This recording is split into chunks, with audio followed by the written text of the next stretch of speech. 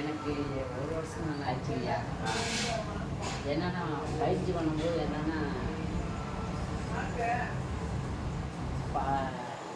இந்த ஊதரத்தில் வந்து இதாக மாட்டேங்குதுங்க.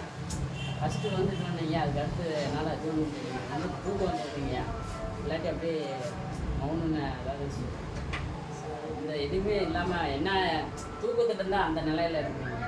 தூக்க நிலையில் இருக்கிற மாதிரி இருக்கா? ஆமாங்கய்யா. தவம் பண்ணும்போதா? ஆமாங்கய்யா. ஆமாம். 10 நிமிஷத்தில் தூக்கம் வந்துருந்தீங்க அப்படியே. அது என்னால் வந்து ஊதணுமா ஊதக்கூடாதான்னு உங்களுக்கு கேட்கணுங்க. 2வதுங்கய்யா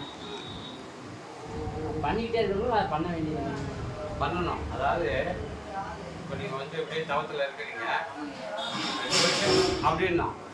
அப்படின்னும் போது நீங்கள் ஒரு உஷாராக திருப்பியும் அதே மாதிரி அதை வைக்கணும்.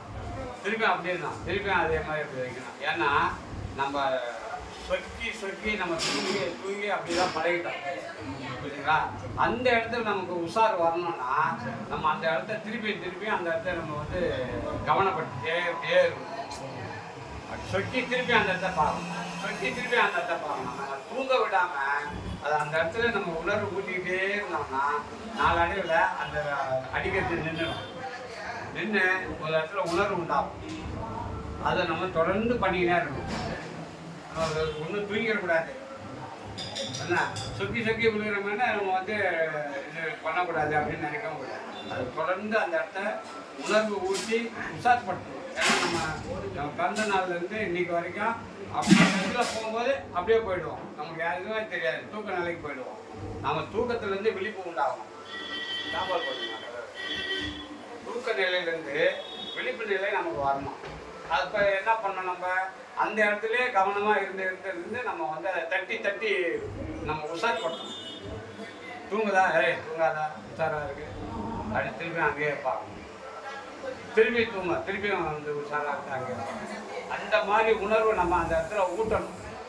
ஏன்னா நமக்கு உணர்வற்று போயிடுச்சு. உணராமல் போவதற்கு உதவாமல் போகணும். புரியுதுங்களா? அந்த இடத்துல உணர்வு உண்டாகிறதுக்கு தான் நம்ம இந்த வித்தை வாங்கியிருக்கோம்.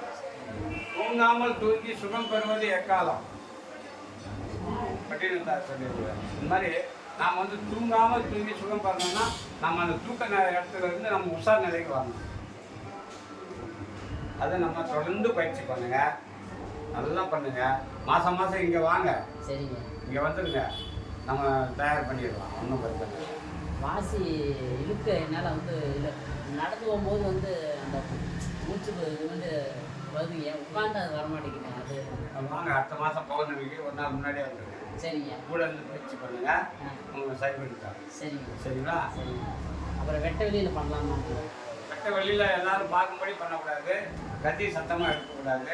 அமைதியான முறையில் நீங்கள் வந்து பண்ணலாம். வெட்ட வெளியில் பண்ணலாம், தப்பு ஒன்றும் இல்லை. அதை விட நம்ம தனித்து இருந்து பண்ணுறது ரொம்ப நல்லது.